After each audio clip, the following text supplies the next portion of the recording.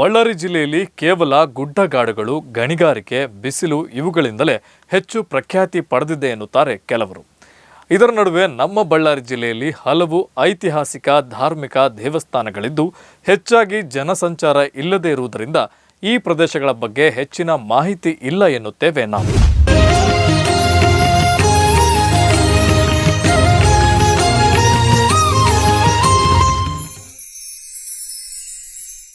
ಹೌದು ಸ್ನೇಹಿತರೆ, ಬಳ್ಳಾರಿ ಜಿಲ್ಲೆಯಲ್ಲಿ ಸಂಡೂರು ತಾಲೂಕು ಗಣಿಗಾರಿಕೆಗೆ ಎಷ್ಟು ಪ್ರಖ್ಯಾತಿ ಪಡೆದಿದೆಯೋ ಅದೇ ರೀತಿ ಅಚ್ಚರಿ ಮೂಡಿಸುವ ದೇವಸ್ಥಾನಗಳನ್ನು, ಅದು ಕೂಡ ಐತಿಹಾಸಿಕ ಹಿನ್ನೆಲೆಯುಳ್ಳ ದೇವಸ್ಥಾನಗಳು ಕೂಡ ಇವೆ.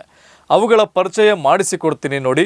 ಇದೇ ಈ ವಾರದ ಸ್ಪೆಷಲ್ ದಿವ್ಯ ಸನ್ನಿಧಾನದಲ್ಲಿ ಸಂಡೂರಿನ ದಿವ್ಯ ತೀರ್ಥಗಳು. ನಾನು ವಿನೋದ್ ಎಂ ಚವ್ಹಾಣ್.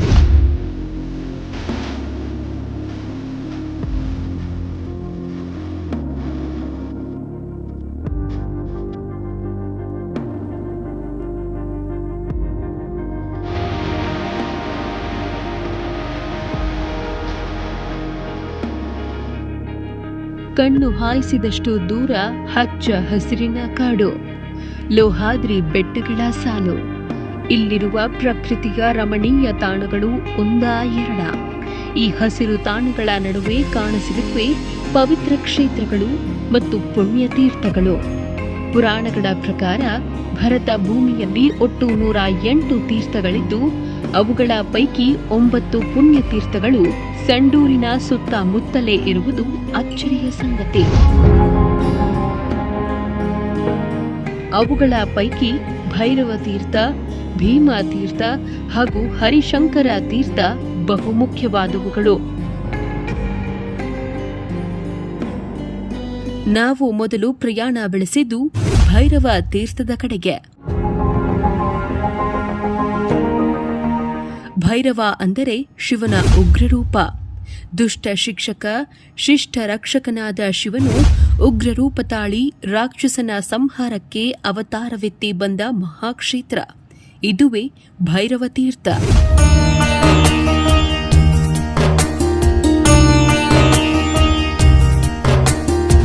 ಭೈರವ ತೀರ್ಥದಲ್ಲಿ ದೇವಸ್ಥಾನಗಳ ಸಮುಚ್ಚಯವೇ ಇದೆ. ಭೈರವೇಶ್ವರ ಲಿಂಗ, ಹರಿಹರೇಶ್ವರ ಮೂರ್ತಿಗಳ ದೇವಸ್ಥಾನ, ಕುಮಾರಸ್ವಾಮಿ ಪಾದಗಟ್ಟೆ, ಗಣೇಶ, ಆಂಜನೇಯ, ನಾಗರಾಜನ ವಿಗ್ರಹಗಳನ್ನು ಸ್ಥಾಪಿಸಲಾಗಿದೆ. ಸುಮಾರು 4 ದಶಕಗಳ ಕಾಲ ಇಲ್ಲಿಯೇ ನೆಲೆ ನಿಂತು ಭೈರವೇಶ್ವರನಿಗೆ ಸೇವೆ ಸಲ್ಲಿಸಿದ ಶ್ರೀ ದತ್ತ ಗೋಪಾಲ ಸ್ವಾಮೀಜಿಗಳ ದೇವಾಲಯ ಹಾಗೂ ಧ್ಯಾನ ಮಂದಿರವೂ ಇದೆ. ಇದು ಸೂಜಿ ಬಿದ್ದರೂ ಕೇಳಿಸುವಷ್ಟು ಪ್ರಶಾಂತ ಸ್ಥಳವಾಗಿದ್ದು ಇಲ್ಲಿನ ವಾತಾವರಣ ಅವರ್ಣನೀಯ ಆನಂದವನ್ನ ನೀಡುತ್ತದೆ.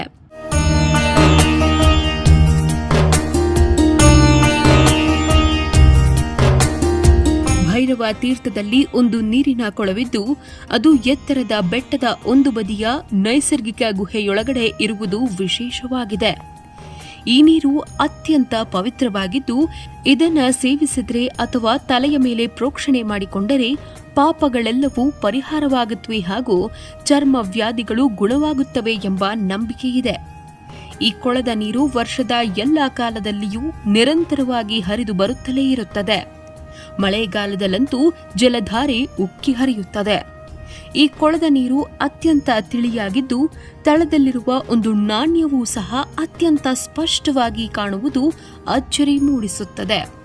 ದೇವಸ್ಥಾನಗಳ ಆವರಣದಲ್ಲಿ ತೀರ್ಥದ ಪಕ್ಕದಲ್ಲಿ ಬೃಹತ್ ಬಿಲ್ವ ಪತ್ರೆಯ ಮರವಿದ್ದು ಈ ತೀರ್ಥವು ಅತ್ಯಂತ ಪ್ರಸಿದ್ಧವಾಗಿದ್ದು ದೂರದ ಊರುಗಳಿಂದ ಭಕ್ತರು ನಿರಂತರವಾಗಿ ಇಲ್ಲಿಗೆ ಬರುತ್ತಲೇ ಇರುತ್ತಾರೆ. ಈ ಕ್ಷೇತ್ರದ ಸ್ಥಳ ಪುರಾಣವು ಸ್ಕಂದ ಪುರಾಣದಲ್ಲಿ ಲಭ್ಯವಾಗುತ್ತದೆ. ಹಿಂದೆ ಇಲ್ಲಿ ಅಗಸ್ತ್ಯ ಮುನಿಗಳು ತಪಸ್ಸು ಮಾಡುತ್ತಿದ್ದರು ಎಂದು ಹೇಳಲಾಗಿದೆ. ರಾಕ್ಷಸನಾದ ತಾರಕಾಸುರನ ಮಗ ತಾರಕಾಕ್ಷನು ಅಗಸ್ತ್ಯ ಮುನಿಗಳ ತಪಸ್ಸಿಗೆ ಭಂಗ ಉಂಟು ಮಾಡುತ್ತಿದ್ದನು. ಅಷ್ಟೇ ಅಲ್ಲ, ಇಲ್ಲಿನ ಜನರಿಗೂ ತುಂಬಾ ಉಪಟಳ ಕೊಡುತ್ತಿದ್ದನು. ಇದರಿಂದ ಬೇಸತ್ತ ಮುನಿಗಳು ಹಾಗೂ ಇಲ್ಲಿನ ಜನರು ಶಿವನಿಗೆ ತಮ್ಮನ್ನ ರಕ್ಷಿಸುವಂತೆ ಮೊರೆಯಿಟ್ಟರು. ಆಗ ಕಾಲಭೈರವನ ರೂಪದಲ್ಲಿ ಪ್ರತ್ಯಕ್ಷನಾದ ಶಿವನು ತಾಂಡವ ನೃತ್ಯ ಮಾಡುತ್ತಾ ತಾರಕಾಕ್ಷನ ಸಂಹಾರ ಮಾಡಿದನು. ಮುನಿಗಳ ಬೇಡಿಕೆಯಂತೆ ಕಾಲಭೈರವನು ಈ ಕ್ಷೇತ್ರದಲ್ಲಿ ಅಂದಿನಿಂದಲೂ ನೆಲೆಸಿದ್ದಾನೆ ಎಂಬ ನಂಬಿಕೆಯಿದೆ. ತಾರಕಾಕ್ಷನು ಇಲ್ಲಿ ಇದ್ದ ಕಾರಣಕ್ಕಾಗಿ ಇಲ್ಲಿನ ಗ್ರಾಮಕ್ಕೆ ತಾರಕ ನಗರ ಎಂದು ಹೆಸರಾಗಿದ್ದು ಅದು ಬರಬರುತ್ತಾ ತಾರಾ ನಗರವಾಗಿ ಮಾರ್ಪಾಟಿದೆ.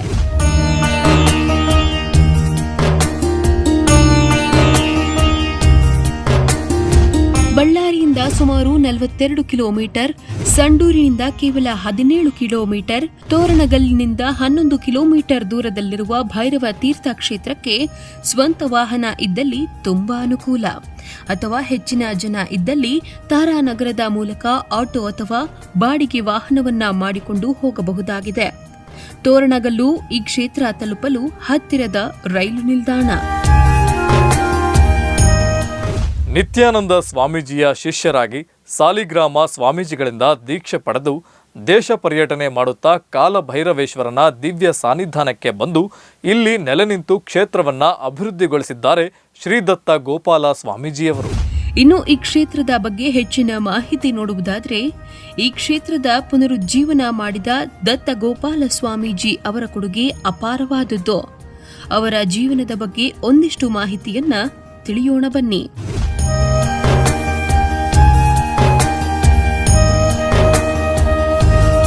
ಶ್ರೀ ದತ್ತ ಗೋಪಾಲ ಸ್ವಾಮೀಜಿ ಶ್ರೀಗಳು 1932ನೇ ಇಸ್ವಿ ಕರ್ನಾಟಕ ರಾಜ್ಯದ ಪಡುಬಿದ್ರಿಯಲ್ಲಿ ಜನಿಸಿದ್ರು. ಬಾಲ್ಯದಲ್ಲಿ ಪಡುಬಿದ್ರಿಯಲ್ಲಿ ವಿದ್ಯಾಭ್ಯಾಸ ಮಾಡಿ ಮುಂದಿನ ವಿದ್ಯಾಭ್ಯಾಸಕ್ಕಾಗಿ 10 ವರ್ಷಗಳ ನಂತರ ಮುಂಬೈ ನಗರಕ್ಕೆ ವ್ಯಾಸಂಗ ಮಾಡಲು ಹೋಗಿ ಮೆಟ್ರಿಕ್ಯುಲೇಷನ್ ಪರೀಕ್ಷೆ ಪಾಸ್ ಮಾಡಿದ್ರು. ಅಲ್ಲಿಯೇ ಕೆಲಕಾಲ ನೌಕರಿ ಸಹ ಮಾಡಿದ್ರು. ಮುಂಬೈ ನಗರದಲ್ಲಿರುವ ಶ್ರೀ ನಿತ್ಯಾನಂದ ಸ್ವಾಮೀಜಿ ಆಶ್ರಮಕ್ಕೆ ಪರಿಚಿತರಾಗಿ ಸೇವೆ ಮಾಡುತ್ತಿರಲು ಶ್ರೀ ಸಾಲಿಗ್ರಾಮ ಸ್ವಾಮೀಜಿ ಅವರಿಂದ 1956ರಲ್ಲಿ ಗುರುದೀಕ್ಷೆ ಪಡೆದರು. ಹೀಗೆ ಕೆಲಕಾಲ ಗುರುಗಳ ಅಪ್ಪಣೆ ಮೇರೆಗೆ ದೇಶ ಸಂಚಾರಕ್ಕೆ ಹೊರಟರು. ಆ ಪುಣ್ಯಕ್ಷೇತ್ರಗಳ ದರ್ಶನ ಮಾಡಿ ದಕ್ಷಿಣ ಭಾರತದ ಸೊಲ್ಲಾಪುರ, ಪಂಡರಾಪುರ, ಗಾಣಗಾಪುರ ಪುಣ್ಯಕ್ಷೇತ್ರಗಳನ್ನ ನೋಡುತ್ತಾ ದಕ್ಷಿಣ ಕಾಶಿ ಎನಿಸಿದ ಶ್ರೀ ಹಂಪಿ ವಿರೂಪಾಕ್ಷನ ದರ್ಶನಕ್ಕೆ ಬಂದು ಕೆಲಕಾಲ ಅಲ್ಲಿಯೇ ತಂಗಿದ್ದರು. ಮುಂದಿನ ದಿನಗಳಲ್ಲಿ ಅಲ್ಲಿಂದ ಸಂಡೂರು ತಾಲೂಕಿನ ಶ್ರೀ ಸ್ಕಂದ ಪುರಾಣದಲ್ಲಿ ಪ್ರಸಿದ್ಧಿ ಪಡೆದ ಶ್ರೀ ಕುಮಾರಸ್ವಾಮಿಯ ದರ್ಶನ ಪಡೆದರು. ಆಗ ಅದೇ ಸಂಡೂರು ತಾಲೂಕಿನ ತಾರಾನಗರ ಗ್ರಾಮದ ಸಮೀಪದಲ್ಲಿರುವ ಈ ಕಾಲಭೈರವ ತೀರ್ಥಕ್ಕೆ ಬಂದರು. ನಮ್ಮ ಹೆಸರು ಮಹೇಂದ್ರ ಅಂತೇಳಿ. ಇದು ತಾರಾನಗರದಿಂದ 6 ಕಿಲೋಮೀಟರ್ ಇದೆ. ಶ್ರೀ ಕಾಲಭೈರವ ತೀರ್ಥಕ್ಷೇತ್ರ ಅಂತೇಳಿ. ಕಾಲಭೈರವ ಅಂತೇಳಿ ಹೆಸರು ಯಾಕೆ ಬಂತಂದ್ರೆ, ಇಲ್ಲಿ ತಾರಕಾಸುರನ ಭಾಳ ಉಪಟಳ ಇತ್ತಂತೇಳಿ ಮೊದಲೆಲ್ಲ. ಆ ತಾರಕಾಸುರನ ವಧೆ ಮಾಡಿರ್ತಕ್ಕಂಥ ಸ್ಥಳ ಇದು. ಆ ತಾರಕಾಸುರನ ಸಂಹಾರ ಮಾಡೋಕ್ಕೆ ಇವು ಕಾಲಭೈರವನ್ನ ಕರೆಸಿದ್ರಂತೇಳಿ. ಕರೆಸಿದ ಅಲ್ಲಿ ಬಂದು ಇಲ್ಲಿ ಸ್ವಲ್ಪ ನೆಲೆಸಿರ್ತಕ್ಕಂಥ ಕ್ಷೇತ್ರವಾಗಿರೋದ್ರಿಂದ ಶ್ರೀ ಕಾಲಭೈರವ ತೀರ್ಥಕ್ಷೇತ್ರ ಅಂತೇಳಿ ಹೆಸರು ಬಂತು. ಇಲ್ಲೆಲ್ಲ ತೀರ್ಥಕ್ಷೇತ್ರ ಇಲ್ಲಿ ಭೈರವ ತೀರ್ಥದ್ದು ಇದೆಲ್ಲ ನ್ಯಾಚುರಲ್ ಇರೋದು, ಎಲ್ಲ ಆಯುರ್ವೇದಿಕ್ ಎಲ್ಲ ನೀರೆಲ್ಲ ಗುಣಮುಖೆಲ್ಲ ಚೆನ್ನಾಗಾಗ್ತವೆ. ಇಲ್ಲಿ ಪ್ರತಿ ವರ್ಷ ಜನವರಿ 24-25ನೇ ತಾರೀಕಿಂದ ಇಲ್ಲಿ ಆರಾಧನೆ ಅಂತೇಳಿ ಮಾಡ್ತೀವಿ. ಆರಾಧನೆ ಅಂದ್ರಪ್ಪ ಸುಮ್ಮನೆ ಎಲ್ಲ ಊಟದ ವ್ಯವಸ್ಥೆ ಎಲ್ಲ ಇರ್ತದೆ. ಸುತ್ತಮುತ್ತ ಹಳ್ಳಿಯರೆಲ್ಲ ಫುಲ್ಲು ಚೆನ್ನಾಗಿ ನಡೀತೆ. ಸುಮಾರು 4-5 ಸಾವಿರ ಜನಕ್ಕೆಲ್ಲ ಊಟದ ವ್ಯವಸ್ಥೆ ಇರುತ್ತೆ. ಸುತ್ತಮುತ್ತ ಹಳ್ಳಿಯರೆಲ್ಲ ಬರ್ತಾರೆ. ಇದು ಭಾಳ ಪ್ರಸಿದ್ಧವಾದ ದೇವಸ್ಥಾನ. ಇದು ತಾರಾನಗರದಿಂದ 5-6 ಕಿಲೋಮೀಟ್ರ್ ದೂರ ಆಗುತ್ತೆ. ಇವು ದತ್ತ ಗೋಪಾಲ ಸ್ವಾಮೀಜಿ ಅಂತೇಳಿ. ಇವರ ಮೂಲತಃ ಮಂಗಳೂರಿನವರು. ಮಂಗಳೂರು ವಿದ್ಯಾಭ್ಯಾಸಕ್ಕೆ ಅಂತೇಳಿ ಇದಕ್ಕೆ ಹೋಗಿರ್ತಾರೆ, ಮಹಾರಾಷ್ಟ್ರ ಹತ್ರ ಬಾಂಬೆ ಹತ್ರ. ಅಲ್ಲಿ ಎಜುಕೇಷನ್ ಮಾಡ್ತಾ ಒಬ್ಬರು ಗುರುಗಳ ಪರಿಚಯ ಆಗ್ತಾರೆ ಅವ್ರಿಗೆ. ಅವರು ನಿತ್ಯಾನಂದ ಸ್ವಾಮಿ ಅಂತೇಳಿ. ಆ ಗುರುಗಳ ಪ್ರೇರಣೆ ಇದು. ಆ ಗುರುಗಳದ್ದು ಸ್ವಲ್ಪ ಕೆಲಸ ಎಲ್ಲ ನೋಡಿ ಅವರು ಪ್ರೇರಣೆ ಆಗ್ತಾರೆ. ಆ ಪ್ರೇರಣೆ ಆದಾಗ ಆ ಗುರುಗಳು ಶಿಷ್ಯರಾಗ್ತಾರೆ. ಅವರು ದತ್ತಗೋಪಾಲ ಸ್ವಾಮೀಜಿಯವರು. ಅವರು ನಿತ್ಯಾನಂದ ಸ್ವಾಮೀಜಿ ಹತ್ರ ಇಲ್ಲಿ ಒಂದು ಪ್ಲೇಸ್ ಇದೆ, ಅಲ್ಲಿ ಹೋಗಿ ಉದ್ಧಾರ ಮಾಡಪ್ಪ ಅಂತೇಳಿ ಬಾಂಬೆಗಿಂದ ಅವ್ರ ಶಿಷ್ಯನ ದತ್ತಗೋಪಾಲ ಸ್ವಾಮೀಜಿ ಅಂತೇಳಿ ಅವ್ರು ಇಲ್ಲಿ ಕಳಿಸಿ ಇಲ್ಲಿ ಕಳಿಸಿರ್ತಾರೆ. ಇಲ್ಲೇ ಬಂದು ಅವರೆಲ್ಲ ಸುತ್ತ ಇದು ಮಾಡ್ಕೊಂಡು ಇಲ್ಲೇ ಭಾಳ ವರ್ಷದಿಂದ ಇಲ್ಲೇ ನೆಲೆಸಿರ್ತಾರೆ. ಅವ್ರು ಇಲ್ಲಿ ಬಂದೆಲ್ಲ ಜನಕ್ಕೆಲ್ಲ ಭಾಳ ಪವಾಡ ಪುರುಷರು. ಅವರು ಎಲ್ಲ ಆಯುರ್ವೇದಿಕ್ ಗಿಡ ಮೂಲಿಕೆ ಕೊಡೋದು ಮತ್ತು ಇದು ಮಾಡೋದೆಲ್ಲ ಚೆನ್ನಾಗಿದ್ದು. ಒಂದು 2000 ಇಸ್ವಿನಾಗ ಅವರು ಜೀವ ಸಮಾಧಿ ಅವ್ರು ಹೋದಾಗಲಿಂದ 2 ಸ್ವಾಮೀಜಿ ಇದ್ದಾರೆ. ಇಲ್ಲಿ ಕೆಳಗೊಬ್ಬ ಸ್ವಾಮೀಜಿ ಇದ್ದಾರೆ. ಅವರು ಸ್ವಲ್ಪ ಚೆನ್ನಾಗಿಲ್ಲ ಅಂತೇಳಿ ಬೇರೆ ಸ್ವಾಮೀಜಿ ಒಂದು 11 ವರ್ಷದಿಂದ ಅವರೇ ಇಲ್ಲಿದ್ದಾರೆ.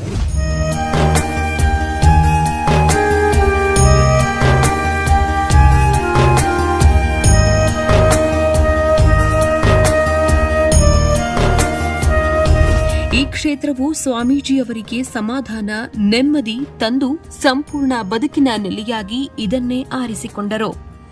ಈ ಕ್ಷೇತ್ರದಲ್ಲಿ ಇರುವಾಗ ಸ್ವಾಮಿಗಳು ಗಿಡಮೂಲಿಕೆಗಳ ಔಷಧಿಗಳಿಂದ ಸಹಸ್ರಾರು ರೋಗಗ್ರಸ್ತ ಜನರನ್ನ ಗುಣಪಡಿಸಿದ್ರು. ಈ ದೆಸೆಯಿಂದ ಈ ಕ್ಷೇತ್ರದ ಖ್ಯಾತಿ ಕರ್ನಾಟಕ ಅಷ್ಟೇ ಅಲ್ಲದೆ ನೆರೆ ರಾಜ್ಯಗಳಾದ ಮಹಾರಾಷ್ಟ್ರ, ಆಂಧ್ರಪ್ರದೇಶ ತುಂಬೆಲ್ಲ ಹರಡಿತ್ತು. ಮುಂದೆ ಭಕ್ತರ ಸಂಖ್ಯೆ ಹೆಚ್ಚಾದಂತೆಲ್ಲ 1965ರಿಂದ ಪ್ರತಿ ವರ್ಷ ಜನವರಿ 25ರಂದು ಅನ್ನ ಸಂತರ್ಪಣೆ ಕಾರ್ಯಕ್ರಮ ನಡೆಸಿದ್ರು. ಈ ಕಾರ್ಯಕ್ರಮಕ್ಕೆ ಅತಿ ಹೆಚ್ಚು ಸಂಖ್ಯೆಯಲ್ಲಿ ಭಕ್ತಾದಿಗಳು ಬಂದು ಪಾಲ್ಗೊಳ್ಳುತ್ತಿದ್ದರು. ಭಕ್ತರು ಗುರುಗಳಿಗೆ ನೀಡಿದ ಧನ, ವಸ್ತ್ರ ಇತ್ಯಾದಿ ಕಾಣಿಕೆಗಳನ್ನು ಬಡವರಿಗೆ ಹಂಚುವುದು ಇವರ ಸಂಪ್ರದಾಯವಾಗಿತ್ತು. ಈ ಸಮಯದಲ್ಲಿ ಸ್ವಾಮೀಜಿಯವರಿಂದ ಕೆಲವು ಪವಾಡಗಳು ನಡೆಯತೊಡಗಿದ್ವು. ಇವರ ಭಕ್ತರಲ್ಲಿ ಕೆಲವರು ಭಾರಿ ಉದ್ಯಮಿಗಳಾಗಿದ್ರು. ದೊಡ್ಡ ದೊಡ್ಡ ನೀರಾವರಿ ರೈತರು ಆದ್ರು. ನಿರುದ್ಯೋಗಿಗಳಿಗೆ ಉದ್ಯೋಗ ದೊರಕಿದ್ವು. ಕೆಲವರು ವಾಹನಗಳನ್ನ ಖರೀದಿಸಿದ್ರು ಮತ್ತು ಇವರ ಆಶೀರ್ವಾದದಿಂದ ಹಲವರು ಸಂತಾನ ಭಾಗ್ಯ ಪಡೆದರು.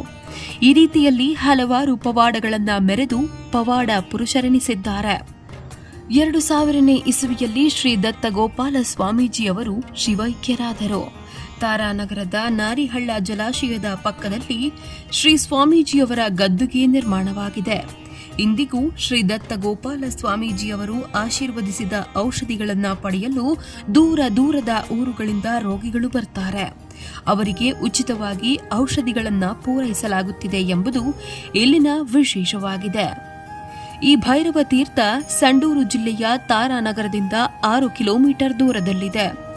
ಈ ದೇವಸ್ಥಾನಕ್ಕೆ ಇನ್ನೂ ರಸ್ತೆ ನಿರ್ಮಾಣವಾಗಿಲ್ಲ. ಹಾಗಾಗಿ ಆಫ್ ರೋಡ್ನಲ್ಲಿಯೇ ಪ್ರಯಾಣಿಸಿ ತಲುಪಬೇಕು. ಮಳೆಗಾಲವಾದರೆ ಹಾದಿಯಲ್ಲಿ ಹಳ್ಳ ಕೊಳ್ಳಗಳು ಇರುತ್ತವೆ. ಆದ್ದರಿಂದ ಕಾರ್ನಲ್ಲಿ ಹೋಗುವುದು ಸೂಕ್ತವಲ್ಲ.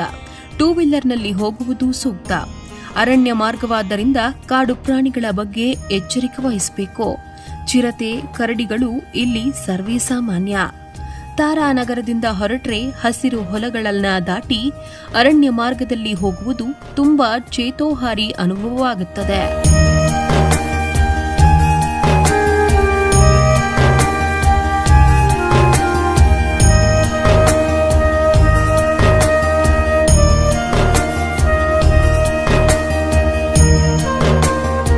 ಮುಂಜಾನೆ 7 ಗಂಟೆಯಿಂದ ಸಂಜೆ 6 ಗಂಟೆಯವರೆಗೆ ದೇವಸ್ಥಾನ ಸಂದರ್ಶಿಸಲು ಸೂಕ್ತವಾದ ಸಮಯ. ಸಂಜೆಯಾದ ಮೇಲೆ ದೇವಸ್ಥಾನದ ಹಾದಿಯಲ್ಲಿ ಚಲಿಸುವುದು ಕಾಡು ಪ್ರಾಣಿಗಳ ಭಯದಿಂದಾಗಿ ಅಪಾಯಕರ. ಭೈರವ ತೀರ್ಥ ಕ್ಷೇತ್ರದ ದರ್ಶನ ಮಾಡಿಕೊಂಡು ಅಲ್ಲಿಂದ ಭೀಮತೀರ್ಥದ ಕಡೆ ಪ್ರಯಾಣ ಬೆಳೆಸಿದ ನಮಗೆ ಮುಂದೆ ಅಚ್ಚರಿ ಕಾದಿತ್ತು. ಹೌದು ವೀಕ್ಷಕರೇ, ನಾವು ಭೈರವ ತೀರ್ಥದ ದರ್ಶನ ಮಾಡಿಕೊಂಡು ಮತ್ತೊಂದು ಐತಿಹಾಸಿಕ ಸ್ಥಳವಾದ ಭೀಮತೀರ್ಥ ಎಂಬ ಕ್ಷೇತ್ರಕ್ಕೆ ತೆರಳಿದೆವು.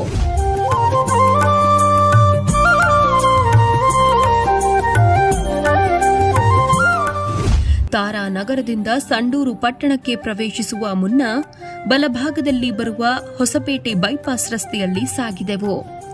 ಸಂಡೂರಿನಿಂದ 5 ಕಿಲೋಮೀಟರ್, ಹೊಸಪೇಟೆಯಿಂದ 30 ಕಿಲೋಮೀಟರ್, ಬಳ್ಳಾರಿಯಿಂದ 50 ಕಿಲೋಮೀಟರ್, ತೋರಣಗಲ್ನಿಂದ 20 ಕಿಲೋಮೀಟರ್ ದೂರದಲ್ಲಿರುವ ಈ ಭೀಮತೀರ್ಥ ಕ್ಷೇತ್ರ ಮುಖ್ಯ ರಸ್ತೆಯಿಂದ ಕೇವಲ 300 ಮೀಟರ್ ಕಚ್ಚಾ ರಸ್ತೆಯಲ್ಲಿ ಚಲಿಸಿದ್ರೆ ಸಿಗುತ್ತದೆ. ಆದರೆ ಸೂಕ್ತ ನಾಮಫಲಕಗಳಾಗಲಿ ಅಥವಾ ದಾರಿ ತೋರಿಸುವ ಯಾವುದೇ ಬೋರ್ಡ್ಗಳು ಕಂಡುಬರುವುದಿಲ್ಲ. ಹೊಸಪೇಟೆ ಬೈಪಾಸ್ ರಸ್ತೆಯಲ್ಲಿ ಸಾಗುವಾಗ ಬರುವ ಟೋಲ್ ಗೇಟ್ ಬಳಿಯಿಂದ ಕೇವಲ 30ರಿಂದ 40 ಮೀಟರ್ನಷ್ಟು ಮುಂದಕ್ಕೆ ಸಾಗಿ ಬಲಕ್ಕೆ ತಿರುಗಿದ್ರೆ ಕಚ್ಚಾ ರಸ್ತೆಯೊಂದು ಕಾಣುತ್ತದೆ. ಆ ರಸ್ತೆಯ ಮೂಲಕವೇ ಈ ತೀರ್ಥಕ್ಕೆ ತೆರಳಬೇಕು. ದೇವಸ್ಥಾನಕ್ಕೆ ಸಾಗುವಾಗ ಮುಖ್ಯ ರಸ್ತೆಯ ತಿರುವಿನಲ್ಲಿ ತಲೆ ಕೆಳಗಾಗಿ ನಿಂತಿರುವ ಭೀಮತೀರ್ಥ ಅಂತ ಮಾರ್ಗ ತೋರುವ ಒಂದು ಬೋರ್ಡ್ ಒಂದು ಕಾಣುತ್ತೆ. ಮಳೆ ನೀರು ಹರಿದು ಇಲ್ಲೊಂದು ಕಂದಕ ಸೃಷ್ಟಿಯಾಗಿದೆ. ಕಂದಕದಲ್ಲಿ ನೀರಿಲ್ಲ. ಕಂದಕದ ಬದಿಯಲ್ಲಿಯೇ ಚಲಿಸಿ ಭೀಮತೀರ್ಥ ತಲುಪಬೇಕು. ತೀರ್ಥ ಅಂದ್ರೆ ಬೇರೇನೂ ಅಲ್ಲ, ಇದು ಪುಣ್ಯ ಜಲಸ್ಥಾನ. ತೀರ್ಥ ಎಂಬುದು ಹಿಂದೂ ಸಂಸ್ಕೃತಿಯಲ್ಲಿ ವಿಶೇಷ ಪದ. ಸಾಧಾರಣವಾಗಿ ದೇವರಿಗೆ ಅಭಿಷೇಕ ಮಾಡಲ್ಪಟ್ಟ ನೀರನ್ನ ತೀರ್ಥ ಎಂದರೆ ಪವಿತ್ರ ಎನ್ನುತ್ತೇವೆ. ನೀರಿನ ಮೂಲಗಳು ಎಲ್ಲಿ ದೈವ ಸನ್ನಿಧಿ, ಋಷಿ ಸನ್ನಿಧಿ ಇರುವುದೋ ಅವು ತೀರ್ಥಗಳಾಗುತ್ತವೆ. ಹೀಗೆ ಎಲ್ಲಿ ಹೋಗುವುದರಿಂದ ಪುಣ್ಯ ಬರುವುದು ಆ ಸ್ಥಾನವನ್ನ ತೀರ್ಥ ಎನ್ನುತ್ತಾರೆ, ಕ್ಷೇತ್ರ ಎನ್ನುತ್ತಾರೆ, ತೀರ್ಥ ಕ್ಷೇತ್ರ ಎಂದು ಹೇಳುತ್ತಾರೆ. ಹಾಗಾಗಿ ಭೀಮಾ ತೀರ್ಥವು ಒಂದು ತೀರ್ಥಕ್ಷೇತ್ರವಾಗಿದೆ. ಭೀಮಾ ತೀರ್ಥ ನಿಜಕ್ಕೂ ಒಂದು ಮನಮೋಹಕ ರಮಣೀಯ ತಾಣ. ಬೃಹತ್ ಬೆಟ್ಟಗಳ ಕಣಿವೆಯಲ್ಲಿ ಈ ಸ್ಥಳವಿದೆ.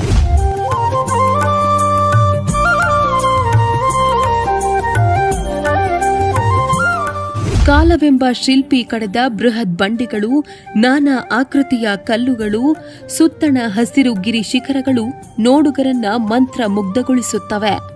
ಆದರೆ ಈ ಸ್ಥಳಕ್ಕೆ ಭೀಮಾ ತೀರ್ಥ ಎಂಬ ಹೆಸರು ಬಂದಿದ್ದಾದ್ರೂ ಹೇಗೆ?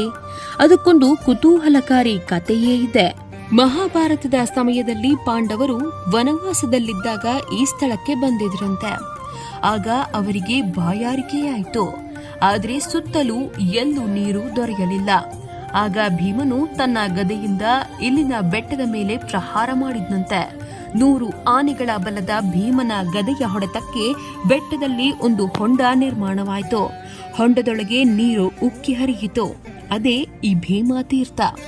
ಭೀಮನ ಹೊಡೆತಕ್ಕೆ ಸಿಕ್ಕ ಬಂಡೆಯನ್ನು, ಆ ಬಂಡೆಯೊಳಗಿರುವ ಗದೆಯ ಆಕಾರದ ಬೃಹತ್ ಕುಳಿಯನ್ನು ಇಂದಿಗೂ ನೋಡಬಹುದಾಗಿದೆ.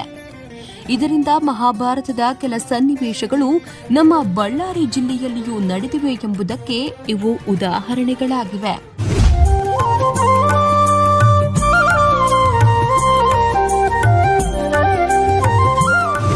ಭೀಮಾ ತೀರ್ಥ ಕೊಳದ ನೀರು ಅತ್ಯಂತ ಪವಿತ್ರವಾದದ್ದು. ಇದನ್ನ ಸೇವಿಸಿದರೆ ಅಥವಾ ತಲೆಯ ಮೇಲೆ ಪ್ರೋಕ್ಷಣೆ ಮಾಡಿಕೊಂಡರೆ ಪಾಪಗಳೆಲ್ಲವೂ ಪರಿಹಾರವಾಗುತ್ತವೆ ಹಾಗೂ ಚರ್ಮ ವ್ಯಾಧಿಗಳು ಗುಣವಾಗುತ್ತವೆ ಎಂಬ ನಂಬಿಕೆ ಇದೆ.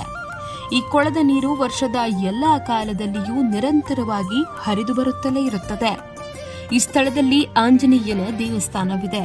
ಈ ದೇವಸ್ಥಾನದ ಉಸ್ತುವಾರಿಯನ್ನ ಒಬ್ಬ ಅರ್ಚಕರು ವಹಿಸಿಕೊಂಡಿದ್ದಾರೆ. ದಿನವೂ ಪೂಜೆ ಪುನಸ್ಕಾರಗಳು ನಡೆಯುತ್ತಿರುತ್ತವೆ. ಗಣಪತಿ, ಶಿವಲಿಂಗ, ಬಸವಣ್ಣ ಹಾಗೂ ನವಗ್ರಹಗಳ ವಿಗ್ರಹಗಳನ್ನ ಇಲ್ಲಿ ಸ್ಥಾಪಿಸಲಾಗಿದೆ. ಅದೇ ರೀತಿ ಹಿಂದೂ ಪುರಾಣಗಳ ಪ್ರಕಾರ ಪ್ರತಿಯೊಂದು ದಿಕ್ಕಿಗೂ ಒಬ್ಬ ಅಧಿಪತಿ ಇದ್ದಾನೆ. ಅವರನ್ನ ದಿಕ್ಪಾಲಕರೆಂದು ಕರೆಯುತ್ತಾರೆ. 8 ದಿಕ್ಕುಗಳ ಅಧಿಪತಿಗಳನ್ನ ಒಟ್ಟಾಗಿ ಅಷ್ಟದಿಕ್ಪಾಲಕರೆಂದು ಕರೆಯುತ್ತಾರೆ. ಅಷ್ಟದಿಕ್ಪಾಲಕರ ವಿಗ್ರಹಗಳು ಇಲ್ಲಿವೆ. ಅವುಗಳ ಪೈಕಿ 7 ಮಾತ್ರ ಇಲ್ಲಿದ್ದು ಒಂದು ಕಾಣೆಯಾಗಿದೆ. ಈ ಬಗ್ಗೆ ಕೇಳಿದ್ದಾಗ ಅರ್ಚಕರು ಹೇಳಿದ್ದೇನೆಂದ್ರೆ, ಆ ವಿಗ್ರಹವನ್ನ ಯಾರೋ ತೆಗೆದುಕೊಂಡು ಹೋಗಿದ್ದಾರೆ ಎಂದು. ನನ್ನ ಹೆಸರು ನಾಗರಾಜ್ ಅಂತೇಳಿ. ನಾನು 2017ರಲ್ಲಿ ಇಲ್ಲಿ ಈ ಸ್ಥಳಕ್ಕೆ ಬಂದಿರೋದು. ನಾನು ಇಲ್ಲಿ ಪೂಜೆ ಮಾಡ್ಕೊಂತ, ಆಂಜನೇಯ ದೇವಸ್ಥಾನ ಸೇವೆ ಮಾಡ್ಕೊಂತ, ಇಲ್ಲಿ ಕಸ ಬಳ್ಕೊಂತ ಎಲ್ಲ ಸೇವೆ ಮಾಡ್ಕೊಂತ ಇಲ್ಲೇ ಇದ್ದೀನಿ. 2017ರಿಂದ ಇಲ್ಲಿದ್ದೀನಿ. ಇಲ್ಲಿ ಮಾಹಿತಿ ಏನಪ್ಪ ಅಂದರೆ, ಪಂಚಪಾಂಡವರು ಮಹಾಭಾರತದಲ್ಲಿ ನಡೆದಂಥ ಘಟನೆ, ಪಂಚಪಾಂಡವರು ವನವಾಸಕ್ಕೆ ಅಂತೇಳಿ ಇಲ್ಲಿ ಬಂದಿದ್ದಾರೆ. ಇದೆಲ್ಲ ಸುತ್ತಾಡಿದ್ದಾರೆ. ಅವರು ಇಲ್ಲಿ ಬಂದ ಸ್ಥಳದಲ್ಲಿ ನೀರು ಬೇಕಾಗಿತ್ತು. ನೀರು ಇಲ್ಲದ ಕಾರಣ ಅವರಿಗೆ ಇಲ್ಲಿ ಬಂದು ಗಜ ತಗೊಂಡು ಅವ್ರು ಎಲ್ಲಿಂದ ಎಸ್ತಿದ್ದಾರೆ ಗೊತ್ತಿಲ್ಲ. ಆ ಗಜ ಸೀದಾ ಬಂದು ಈಗ ಕಲ್ಲು ಮೇಲೆ ಬಿದ್ದು ಒಳಗಡೆಗೆ ಬಂದಿದೆ. ಆವಾಗ ಅವ್ರು ಬಂದು ಭೀಮ ಏನು ಮಾಡಿದ್ದಾನೆ, ಬಂದು ಇಲ್ಲಿ ನೀರಿದಾವೆ ಅಂತ ಹೇಳ್ಬಿಟ್ಟು ಆ ಕಲ್ಲು ಅಲ್ಲಿ ನೋಡಿಬಿಟ್ಟು ಇಲ್ಲಿ ಕಲ್ಲು ಕಿತ್ತಿದ್ದಾನೆ. ನೀರು ಉಕ್ಕಿ ಆಚೆ ಬಂದಿದ್ದಾವೆ. ಆವಾಗ ಅವರು ಇಲ್ಲಿ ಬಂದು ದೇವಸ್ಥಾನ ನಿರ್ಮಾಣ ಮಾಡಿ ಅವ್ರು ಇಲ್ಲಿ ವಾಸ ಮಾಡಿ ಅವ್ರು ಹೋಗಿರೋ ಸ್ಥಳ ಇದು. ಅದಕ್ಕೆ ಭೀಮಾ ತೀರ್ಥ ಅಂತೇಳಿ ಹೆಸರು ಬಂದಿದೆ. ಇವೆಲ್ಲ ಪಾಂಡವರು ಅವರೇ ಎಲ್ಲ ಸೃಷ್ಟಿ ಮಾಡಿರೋದವು. ಅವು ನವಗ್ರಹ ಅವು.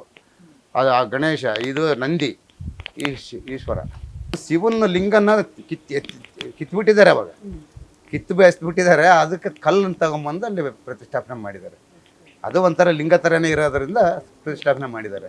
ಅದು ಆಕಾರ ಎಲ್ಲ ಶಿವಂದೇ ಅಲ್ವಾ ಅದು ಇರೋದು. ಅದ್ರ ಸ್ಥಳವಾಗಿ ಅದನ್ನು ಕಲ್ಲು ಇಟ್ಬಿಟ್ಟು ಇದು ಮಾಡಿರೋದು. ಲಿಂಗನೇ ಕಿತ್ಬಿಟ್ಟಿದ್ದಾರೆ. ಅವಾಗ ನಿಧಿ ಸಲುವಾಗಿ ಅದ್ರ ಸಲುವಾಗಿ ಎಲ್ಲ ಕಿತ್ತಿ ಹಸ್ಬಿಟ್ಟಿದ್ದಾರೆ. ಆ ನೀರು ಇವಾಗ 24 hours ಇರುತ್ತೆ. ಅದು ನೀರು ಮಾತ್ರ ಕಮ್ಮಿ ಆಗಲ್ಲ, ಫುಲ್ ಇರ್ತದೆ. ಮೊದಲೆಲ್ಲ ನೀರು ಹರಿತಾ ಇದ್ವು ಕೆಳಗಡೆಗೆ. ನಾವು ಬಂದಾಗಲಿದ್ದೆ ಇದನ್ನು, ಯಾಕಂದರೆ ಆಮೆ ಮೀನು ಬಿಟ್ಟಿರೋದ್ರಿಂದ ಹೋಗಿ ಕೆಳಗೆ ಹೋಗಿ ಸತ್ತು ಬಿಡ್ತಾವೆ ಅಂತ ಹೇಳ್ಬಿಟ್ಟು ಕಟ್ಟಿದ್ದೀವಿ. ಕೆಲವರು ಹುಡುಗರು ಹೋದ್ರೆ ಕೆಳಗೆ ಬಿದ್ದನಪ್ಪ ಅಂದ್ರೆ ಮತ್ತೆ ಇದಾಗಲ್ಲ ಅಂತ ಹೇಳ್ಬಿಟ್ಟು ಕಟ್ಟೆ ಇದ್ದರೆ ಚೆನ್ನಾಗಿ ಅಂತೇಳಿ ನೀರೇನು ಅಲ್ಲಿ ಬರಂಗೆ ಮಾಡಿದ್ವಿ. ಪೈಪ್ ಹಾಕ್ಬಿಟ್ಟು ಅಲ್ಲೇ ಬರ್ತವೆ ನೀರು. ನಮ್ಗೆ ಎಷ್ಟು ಬೇಕು ಅಷ್ಟೇ. ಇದು ಎಷ್ಟು ಆಳ ಇದೆ ಗೊತ್ತಿಲ್ಲ, ಯಾರೂ ನೋಡಿಲ್ಲ. ಆಳ ಅಂತ ಇದೆ. ಅದು ನೀರು ಕೂಡ ಎಲ್ಲಿಂದ ಬರ್ತದೆ ಅಂತ ಗೊತ್ತಿಲ್ಲ. ಒಟ್ಟು ಇಷ್ಟು ದೊಡ್ಡ ಎತ್ತರ ಕಾಲ ಈ ಬೆಟ್ಟದಲ್ಲಿ ಇಲ್ಲಿ ನೀರಿದಾವೆ ಅನ್ನೋದು ಯಾರಿಗೆ ಗೊತ್ತು? ಗದೆ ಹೋಗಿರೋದು ಗುರುತಿದೆ ನೋಡಿ, ಅಲ್ಲಿ ತೂತಿದೆ. ಇದು ಇಲ್ಲಿನ ಮಾಹಿತಿ ಇರೋದು. ಪಂಚಪಾಂಡವರು ಬಂದು ಇಲ್ಲಿ ವನವಾಸಕ್ಕೆ ಬಂದಾಗ ಇಲ್ಲಿ ವಾಸ ಮಾಡಿ ಇಲ್ಲೇ ದೇವಸ್ಥಾನ ನಿರ್ಮಾಣ ಮಾಡಿ ವಾಸ ಮಾಡಿದ ಸ್ಥಳ ಇದು. ಅದಕ್ಕೆ ಭೀಮಾ ತೀರ್ಥ ಅಂತ ಹೆಸರು ಬಂತು. ಈ ಸ್ಥಳವು ಗಿಡಮೂಲಿಕೆಗಳಿಗೂ ಹೆಸರಾಗಿದ್ದು ಮಧುಮೇಹಕ್ಕೆ ಸಿದ್ಧೌಷಧಿಯನ್ನ ಇಲ್ಲಿ ತಯಾರಿಸಿಕೊಡುವುದಾಗಿ ಅರ್ಚಕರು ಹೇಳಿದ್ರು. ನಮಗೆ ಕೆಲವು ಎಲೆಗಳನ್ನ ಕೊಟ್ಟು ಅವುಗಳನ್ನ ಅಗಿಯಲು ಹೇಳಿದ್ರು. ನಂತರ ಸಕ್ಕರೆಯನ್ನ ಕೊಟ್ಟು ಸೇವಿಸಲು ಹೇಳಿದ್ರು. ಆಗ ಸಕ್ಕರೆಯ ಸಿಹಿ ಅನುಭವಕ್ಕೆ ಬರಲಿಲ್ಲ. ಇದು ಮಧುಮೇಹಕ್ಕೆ ಉತ್ತಮ ಔಷಧಿ ಎಂದು ಅವರು ತಿಳಿಸಿದ್ರು. ಅಷ್ಟೇ ಅಲ್ಲದೆ ಇದು ನಾರಿಹಳ್ಳ ಜಲಾಶಯಕ್ಕೆ ಅತ್ಯಂತ ಸಮೀಪವಿದ್ದು ಜಲಾಶಯ ಮತ್ತು ಸುತ್ತಮುತ್ತಲಿನ ಸ್ಥಳಗಳ ಅದ್ಭುತ ನೋಟಕ್ಕಾಗಿ ನೀವು ಭೀಮಾ ತೀರ್ಥದ ಪರ್ವತವನ್ನ ಟ್ರೆಕ್ಕಿಂಗ್ ಕೂಡ ಮಾಡಬಹುದು. ನಂದಿಯ ಮುಖದಲ್ಲಿಂದ ನಿರಂತರವಾಗಿ ಹರಿಯುವ ನೀರು, ಇಲ್ಲಿನ ತಂಪಾದ ಗಾಳಿ, ನೀರಿನ ಕಲರವ, ಆಹಾ, ಎಂಥವರಿಗೂ ಈ ಸ್ಥಳವನ್ನ ಬಿಟ್ಟು ಹೋಗಬೇಕು ಎಂಬ ಮನಸ್ಸೇ ಬರಲ್ಲ ಬಿಡಿ. ಸಂಡೂರಿನಿಂದ ಕುಮಾರಸ್ವಾಮಿ ದೇವಸ್ಥಾನಕ್ಕೆ ತೆರಳುವ ಮಾರ್ಗ ಮಧ್ಯದಲ್ಲಿ ಕಾಣಸಿಗುವ ಹರಿಶಂಕರ ದೇವಸ್ಥಾನವು ಪ್ರವಾಸಿಗರಿಗೆ ಮನೋಸೋಲ್ಲಾಸ ನೀಡುವುದರಲ್ಲಿ ಸಂಶಯವೇ ಇಲ್ಲ.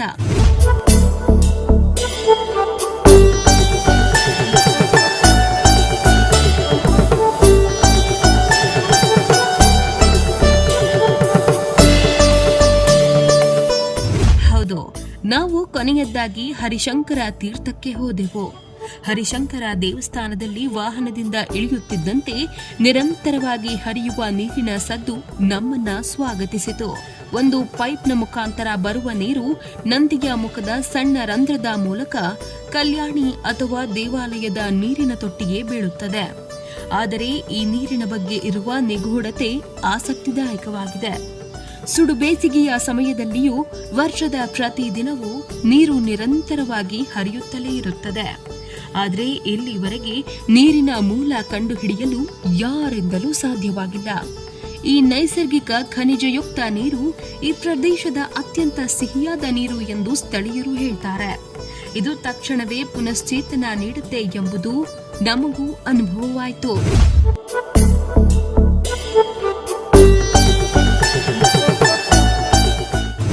ಯಾವುದೇ ವಾಟರ್ ಪ್ಯೂರಿಫೈರ್ಗಳಿಲ್ಲ, ವಾಟರ್ ಫಿಲ್ಟರ್ಗಳಿಲ್ಲ.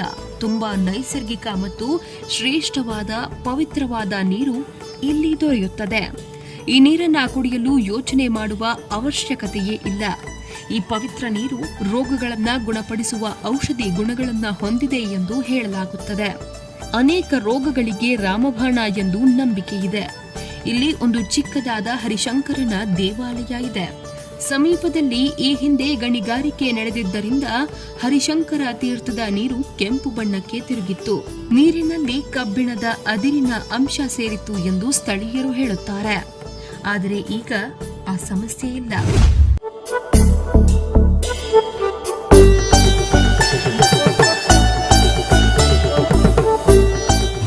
ನೋಡಿದ್ರಲ್ವಾ ವೀಕ್ಷಕರೇ, ನಮ್ಮ ಸುತ್ತಮುತ್ತಲಿನಲ್ಲಿಯೇ ಇದ್ದರೂ ನಾವು ನೋಡದ ಇಂತಹ ತೀರ್ಥಗಳು, ಅದರ ಇತಿಹಾಸ ಕೇಳುತ್ತಿದ್ದರೆ ರೋಚಕವೇ ಅನಿಸುತ್ತದೆ ಅಲ್ವಾ? ಇಂತಹ ಇನ್ನಷ್ಟು ವಿಶೇಷ ದೇಗುಲಗಳ ಮಾಹಿತಿಯೊಂದಿಗೆ ಭೇಟಿಯಾಗ್ತೇವೆ. ಅಲ್ಲಿಯವರೆಗೂ ನೋಡ್ತಾ ಇರಿ ಕನ್ನಡ ನಾಡು, ಇದು ಕನ್ನಡಿಗರ ನಾಡಿಮಿಡಿತ.